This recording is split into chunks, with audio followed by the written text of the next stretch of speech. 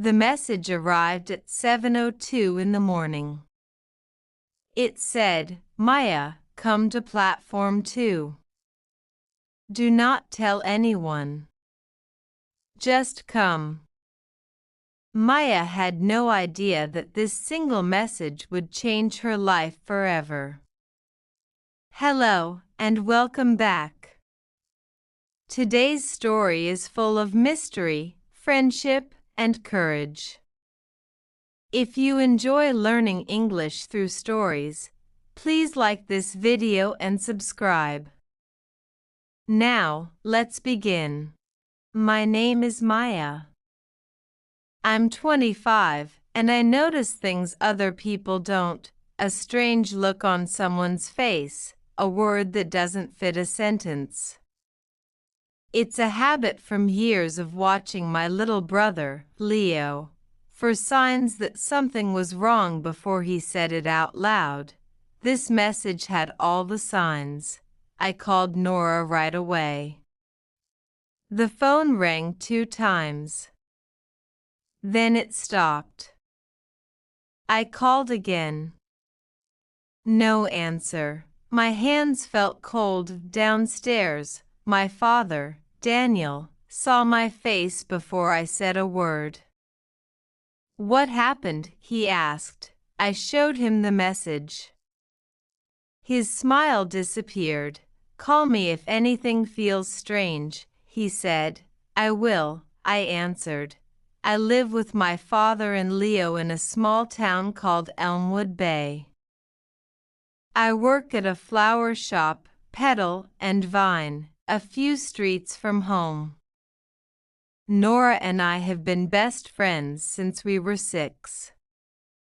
We tell each other everything, which is why this message scared me more than anything she had ever sent.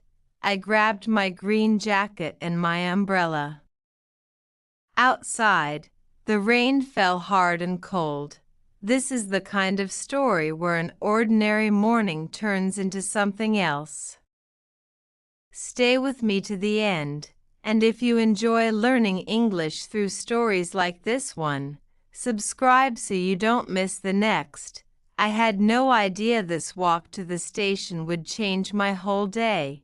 When Maya arrived at the station, a stranger's strange question was already waiting for her. She just didn't know it yet. The bus was full. I stood near the door and watched rain streak across the window, still repeating Nora's words. "Please don't tell anyone. Just come." At the station, announcements echoed through the crowd. I found platform 2 near the back, and looked around. No Nora. While I waited, I noticed a man near a pillar across the platform. Gray raincoat, coffee in hand, not moving the way everyone else was moving. I looked away, telling myself it was nothing. Then I saw a boy sitting alone on a bench, holding a backpack close to his chest. I walked over. "Hi. Are you okay?" He looked up, eyes wet. "I lost my bus pass. I don't know how to get home." I sat beside him. "What's your name?" "Sam." "I'm Maya." "Where's your family?" "I was visiting my aunt. I always ride this bus alone. But now my pass is gone." I gave him a snack bar from my bag. He gave me the first small smile, then he said something odd. "A man asked me something before you came. He asked if I'd seen a woman with a red umbrella get off the train." My chest tightened. "What did you tell him?" I said no. He didn't smile. He just walked away. "What did he look like?" I asked, already knowing. "Gray coat," Sam said. I glanced toward the pillar. The man was gone. Nora had a red umbrella this morning. I'd seen it by her door 100 times. My phone rang. Nora, Maya's heart jumped. But Nora's next words were not what she expected at all. Nora, where are you? Her voice shook. Maya, I made a mistake. I'm at platform 4. What's wrong, please? Come fast. I think someone's following me. I looked at the departure board. Platform 4's gate closed to non-ticket holders in 8 minutes. Don't move, I said. I'm coming. I turned to Sam. My friend needs help. Can you wait just a little longer? He nodded. I found an older couple nearby. Could you stay with him? His name's Sam. He lost his bus pass. Of course, the woman said. I ran. 8 minutes, a line forming at the ticket scanner. I pushed through, showing my transit pass, praying it would work for platform access. It did. I sprinted down the corridor, checking the clock. 6 minutes left when I turned the corner and saw her, sitting on the floor near a ticket machine, arms wrapped around her knees, face pale. Nora, she stood and hugged me tight. I'm so glad you're here. I'm here now. Tell me what happened. As she opened her mouth to speak, I thought about the man asking Sam about a red umbrella. I didn't say it yet. I needed to hear her side first. What Nora said next made Maya's whole body go cold. Nora took a deep breath. I got on the bus this morning. A man sat near the back. He kept looking at me. Maybe it was nothing, I said, even though I no longer believed that. I thought so too. But when I got off, he got off too. I walked faster. So did he? A gray coat? I asked. She looked at me strangely. How did you know that? I told her about Sam and the question about the red umbrella. Her face went pale. He was asking about me before I even got here, she whispered. That means he wasn't just following me. He was looking for me. That single word, looking, sat heavy between us. Her eyes suddenly went wide. Don't turn around fast. I think he's here, slowly. I looked over my shoulder. Near the coffee stand stood a man in a gray raincoat, back turned, a phone to his ear. I started walking toward him.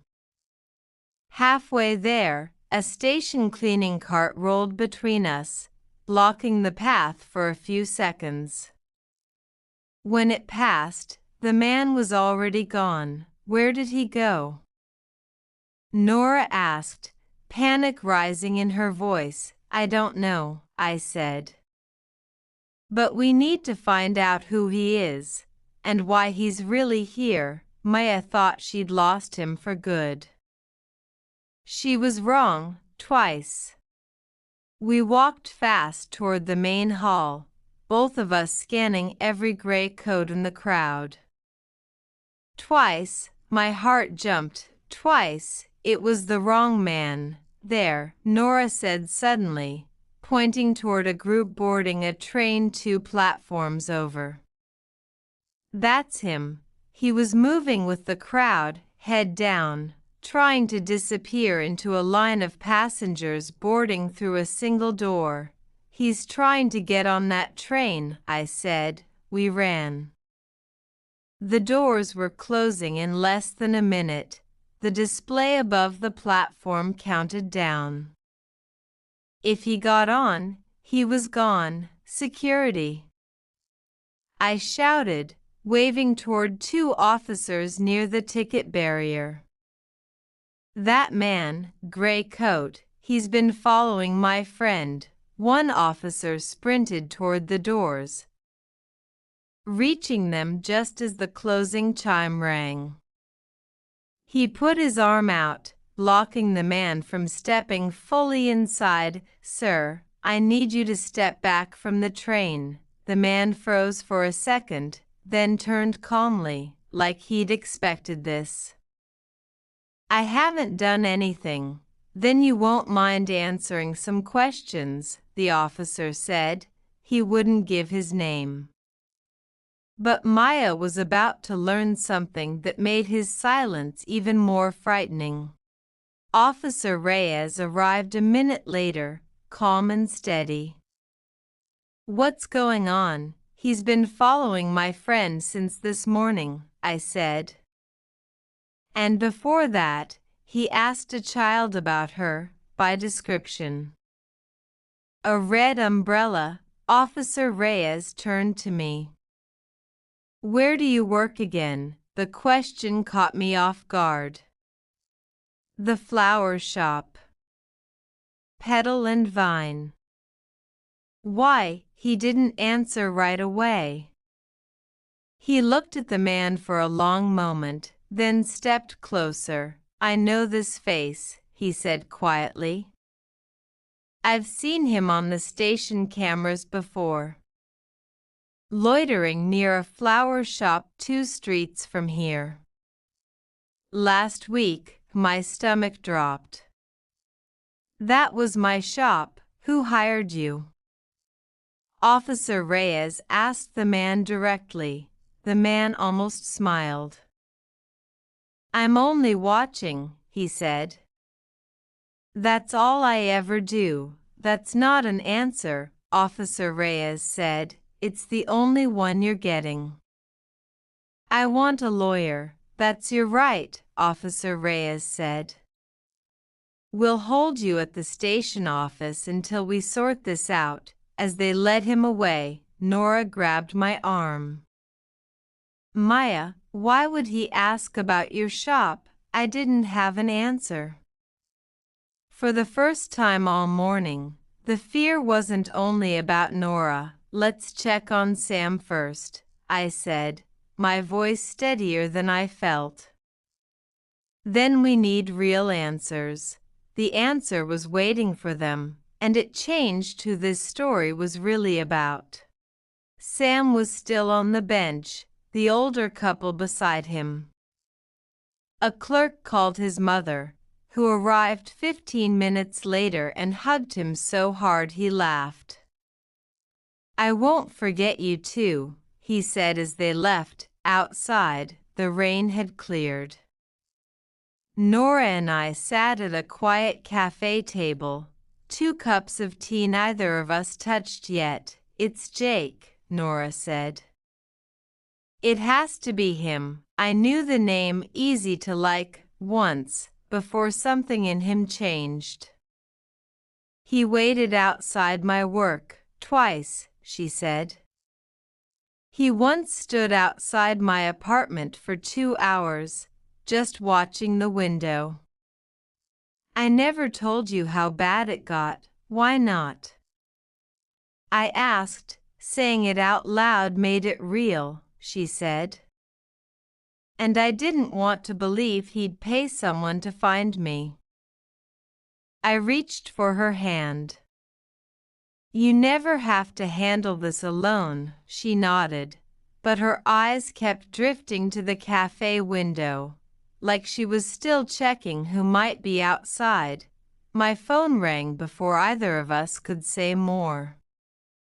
Officer Reyes. That call gave them the answer they'd been waiting for, and it was worse than either of them expected.